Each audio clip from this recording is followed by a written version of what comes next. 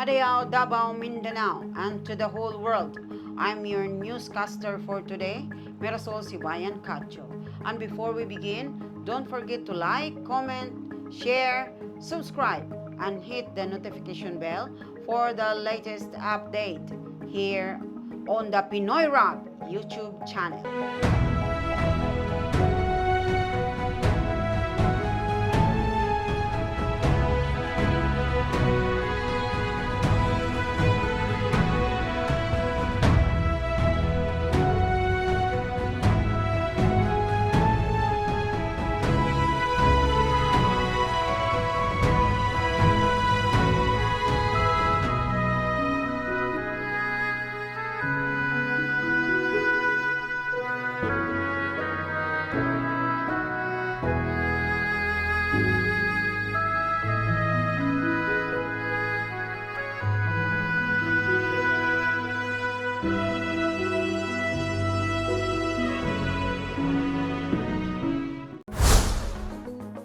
For the headlines, weather forecast, weather outlook for April 22, 2025, Davao City, Manila, and the Philippines. Local news, two drowned in Davao during Holy Week. Sara Duterte visits Danao. Malayan graduate top placer in two board licensure exams. Stable power in Mindanao. Likely yellow alert in Luzon during polls. National news. Jeepney crash in Niagao. Injures 38 passengers. 7 school buildings to rise in Cebu City. International news. Cardinal Luis Antonio Tagle is among the potential papabili candidates who may be chosen to succeed Pope Francis. Pinoys join faithful in Vatican to pray for Pope Francis. Entertainment news. Nora Honor's final message to Lutlot de Leon. Don't worry about me, my child. I can handle it. OPM legend Haji Alejandro has passed away. Sports news. PLDT advances to AVC Champions League quarterfinals as Australian club bows out. Alex Ella may face Iga Swiatek in Madrid Open but needs to win first versus Bulgarian foe. Trivia. Here's about a recent achievement by Filipino that highlights national pride.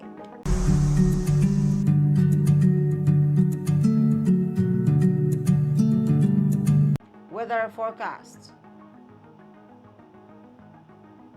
Weather outlook for April 23, 2025, Davao City, Manila, and the Philippines.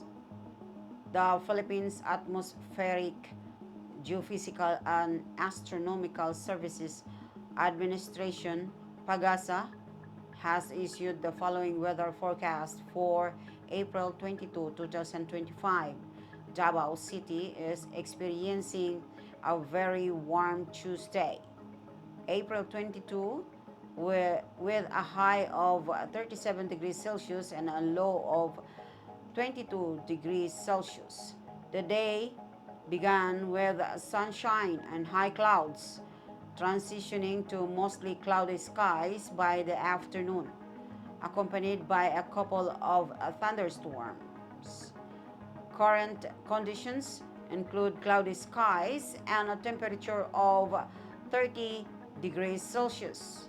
April in Davao City, typical sees average high temperatures around 33 degrees Celsius and low temperatures around 23 degrees Celsius, with an average of 11 rainy days and approximately 153 millimeter of precipitation throughout the month. Manila is experiencing a very hot Tuesday, April 23, with a high of 37 degrees Celsius and a low of 28 degrees Celsius. The day began with mostly cloudy skies, transitioning to partly cloudy conditions by the afternoon. Current conditions include mostly cloudy skies and a temperature of 37 degrees Celsius. April in Manila typical sees average high temperatures around 37 degrees Celsius and low temperatures around 24 degrees Celsius, with an average of 9 hours of sunshine per day and approximately 30 millimeter inches, 30 millimeter of precipitation throughout the month. The rest of the Philippines is experiencing a very hot Tuesday, April 22, with a high of 35 degrees Celsius and a low of 24 degrees Celsius. The day began with mostly sunny sky, transitioning to partly cloudy conditions by the afternoon. Current conditions include mostly sunny sky and a temperature of 33 degrees Celsius.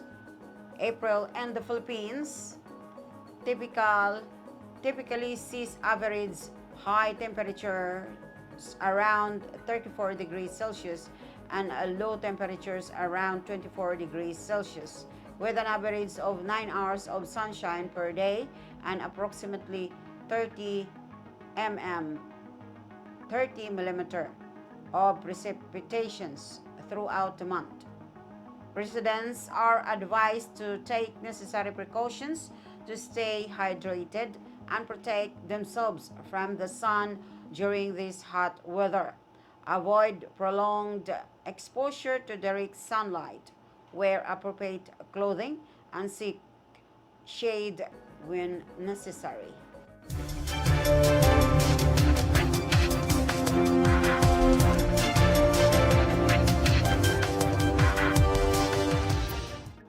Local news. To drown on Davao during Holy Week. 2 individuals died in separate drowning incidents during Holy Week. The Coast Guard District Southeastern Mindanao CGDSM confirmed. Despite the incidents, CGDSM reported a generally peaceful observance across the region. On Easter Sunday, April 20, Adi from Kaputian District drowned from swimming in a restricted area at Tinago Beach, Samal.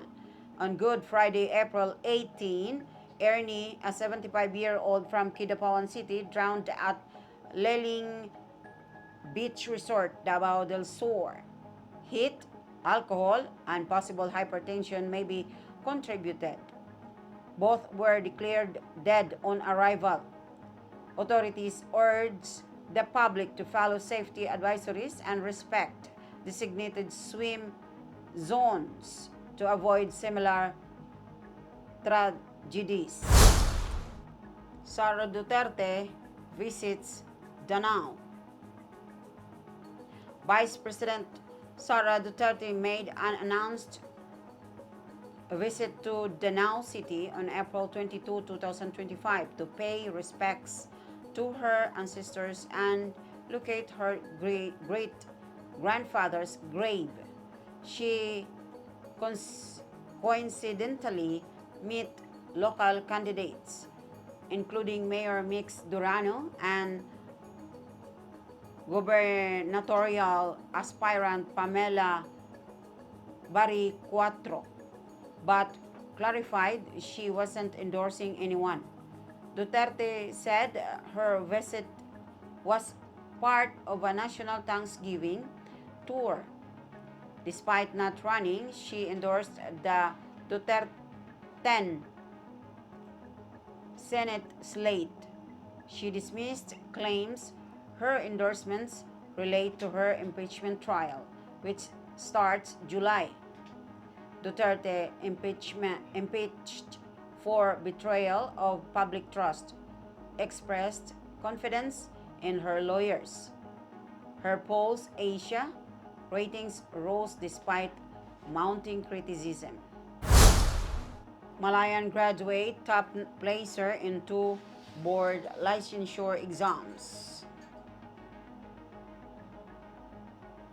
Charlotte John Isula Tablizo, a graduate of Mapua Malayan College's Mindanao, MMCM, ranked fourth in the April 2025 Electronics Engineering's licensure examinations with a 91.70% rating and second on the Electronics Technicians exam with 94%. Tablizo said he only aimed to pass but gave his all during 6 months of intense review. Despite nerves and small errors during the exams, he focused on accuracy and time management. Four of other MMCM graduates also passed both exams. Tablizo encouraged aspiring engineers to persevere, noting the field's challenges and rewards. The PRC reported low passing rates in both licensure exams. Stable power in Mindanao, likely yellow alert in Luzon during polls. The Department of Energy DOE assured that Mindanao's power supply will remain stable during the 2025 elections despite a possible yellow alert in Luzon. During the April 21 Power 101 Energy Security Seminar, DOE official engineer Mark Maroliano said measures are in place under the Energy Task Force on Elections, ATF-E, to ensure uninterrupted electricity. The DOE is also working with COMELEC and utilities to check polling centers for electrical issues, while Luzon may face tight power due to heat and limited gas supply in Batangas. The DOE is monitoring the situation and preparing contingency plans to avoid disruptions.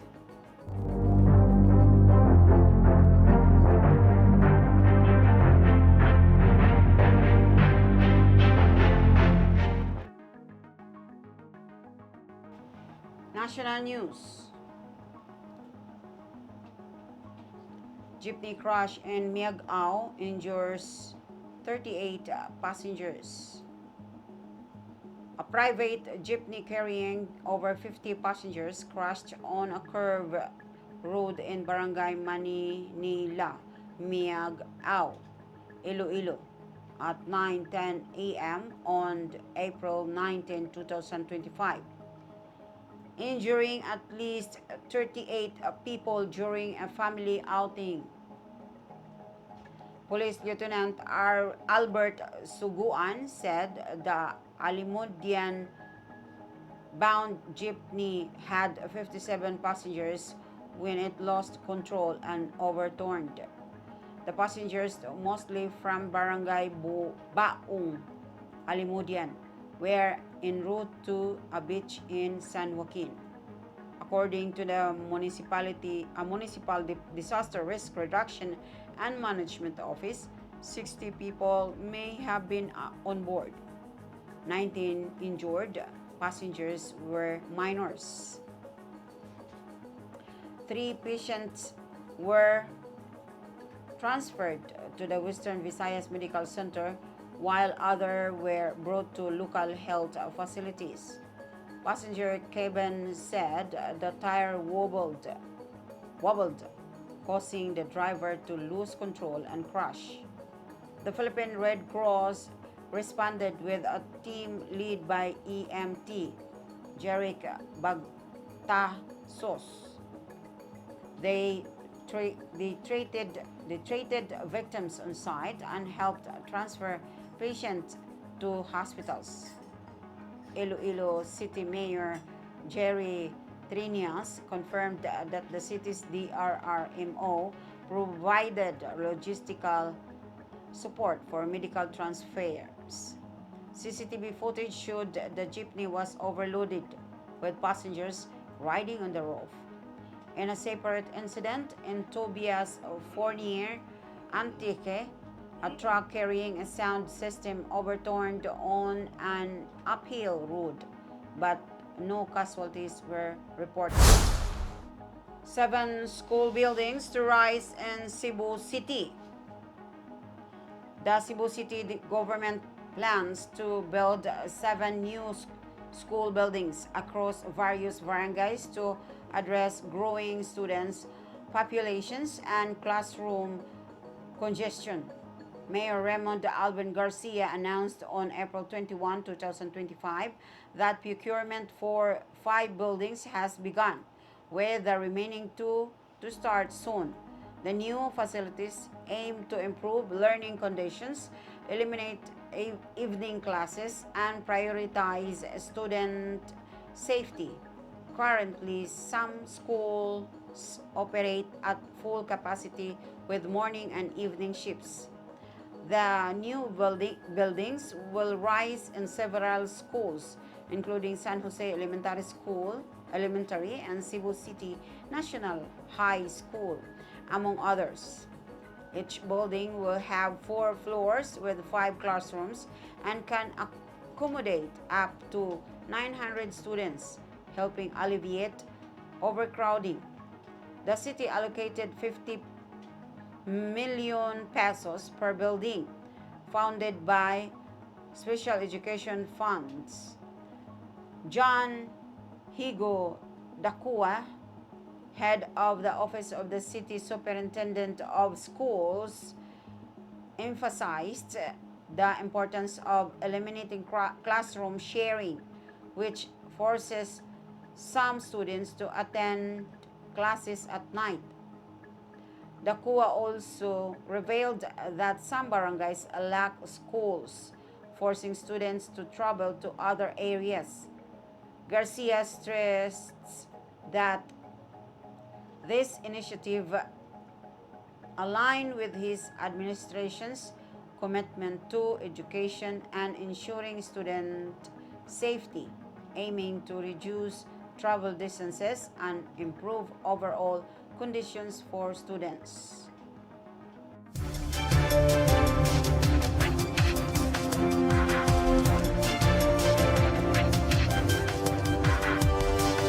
International news.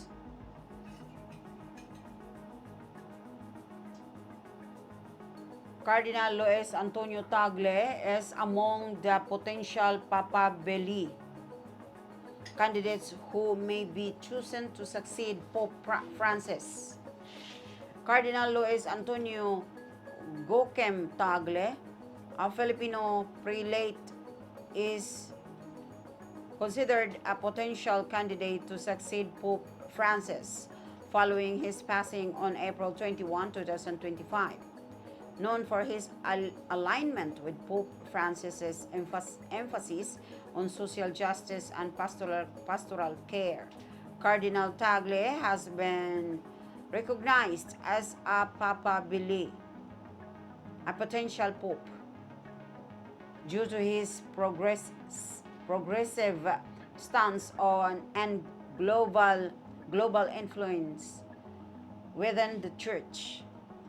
Born in Emos, Cavite, Philippines in 1957, Cardinal Tagle was ordained as a priest in 1982 and served as Archbishop Archbishop of Manila from 2011 to 2020. In 2019, he was appointed as the prefect of the Congregations for the Evangelization of Peoples, a significant position within the Vatican. Pope Francis elevated him to the rank of Cardinal Bishop in 2020, making him the first Filipino to hold his distinction. Cardinal Tagle's leadership roles include serving as the president of Caritas Internationalis and the Catholic Biblical Federation. He has also been appointed as the prefect for the section of First Evangelization of the Dicastery for Evangelization. His extensive experience in pastoral service and administrative roles positions him as a prominent figure in discussions about the future leadership of the Catholic Church. Pinoys joined faithful in Vatican to pray for Pope Francis. Filipinos have joined the global Roman Catholic community in mourning the death of Pope Francis, who passed away at the age of 88 on Easter Monday. At St. Peter's Square in Vatican City, Filipino Catholics were seen gathering to offer prayers for the late pontiff. According to a report, the bells of the Vatican rang for nearly 15 minutes at noon, marking the Pope's passing and prompting faithful from around the world to gather in prayer. Filipinos in Rome remembered Pope Francis, born George Mario Bergoglio, for his deep affection toward the Philippines and its people. Churches across Italy, including those that celebrate Mass in Tagalog, are expected to offer prayers for the Pope in upcoming services. The Filipino community, known for its strong Catholic faith, is expected to be among the largest groups participating in these memorial observances. Public viewing of the late Pope will begin on Wednesday, April 23, allowing thousands of mourners to pay their last respect. Pope Francis, known for his compassion, humility, and dedication to social justice, left a lasting impact on Catholics worldwide, especially in the Philippines, where he remains deeply admired and loved.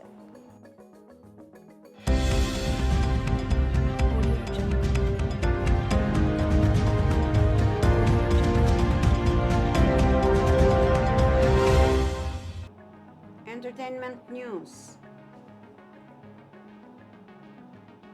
Nora Honor's final message to Lutlot de Leon. Don't worry about me, my child. I can handle it. Ian and Lutlot de Leon shared the last messages from their mother, Nora Honor, in an emotional interview on Fast Talk with Boy Abonda on April 21, 2025. Ian read aloud a message from Nora which reflected her deep love for her children and grandchildren. She asked for divine protection for them, saying, "Lord, wherever my children go, please keep them safe from all danger and bring them home safely." She also expressed pride in her grandchildren, asking them to be kissed and hugged on her behalf. Lutlot recalled their last conversation, during which she had been persistently inquiring about her mother's condition with the doctors. Despite Lutlot's concerns, Nora reassured her, saying, "Don't worry, I'm okay. I can handle it." Nora also expressed her love, saying, "I'm so proud of my grandchildren. I love you all, especially you and your siblings." Lot shared that she respected her mother's wishes, even though she had been insistent on learning about Nora's condition. Nora passed away on April 16, 2025 at 71 due to acute respiratory failure. A state necrological service will be held on April 22, 2025 at the Metropolitan Theater in Manila, followed by her burial at the Libingan ng Mga Bayani in Taguig City. OPM legend Haji Alejandro has passed away. OPM legend Haji Alejandro has passed away at the age of 70. This was confirmed by his family on Tuesday through a statement shared by Haji's manager, J.R. Rodis. At this time, we kindly ask for privacy as our family grieves his tremendous loss. To appreciate your understanding and support during this time, earlier this year, Haji was battling stage 4 colon cancer. His partner, Alina Velasquez, revealed that he underwent surgery in February.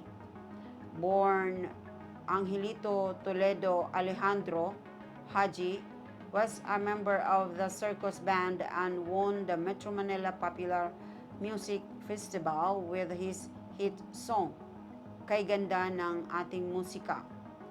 Other notable hits include "Panakip Butas," "Tag-Araw," "Tag-Ulan," and many more.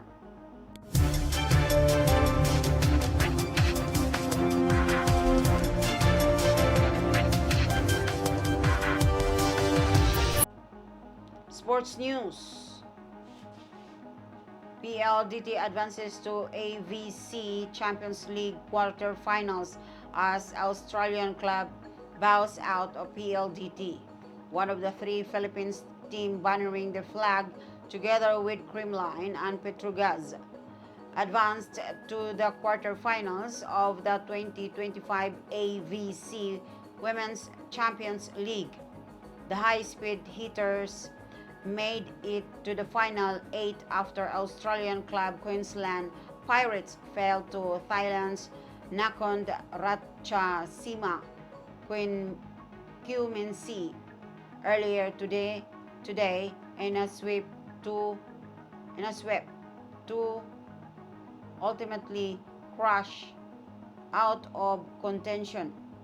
PLDT had already beaten the Queensland Pirates on Sunday night with imports Wilma Salas and Savi Davison powering their 25-19, 25-12, 25-12 win.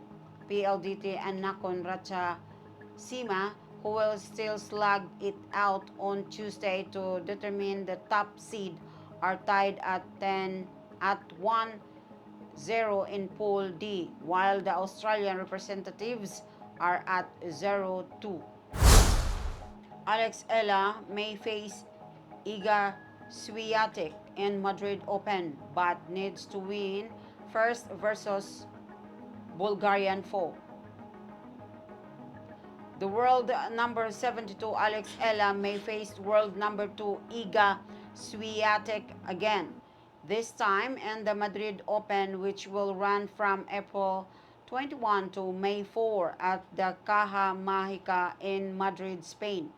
Ella has been drawn to the same bracket as Swiatek, with the latter earning a bye and will make her debut at the round of 64. The Filipino tennis ace, however, will have to win against world number 64 Victoria Tumova of Bulgaria, first in the round of 128. Their match will be held on Tuesday afternoon. Ella and Swiatek previously faced off in the Miami Open, where the 19-year-old pulled off and upset against the latter in the quarterfinals. Ella's dream run, however, ended as she fell to Jessica Peloga in the semis of the said tournament.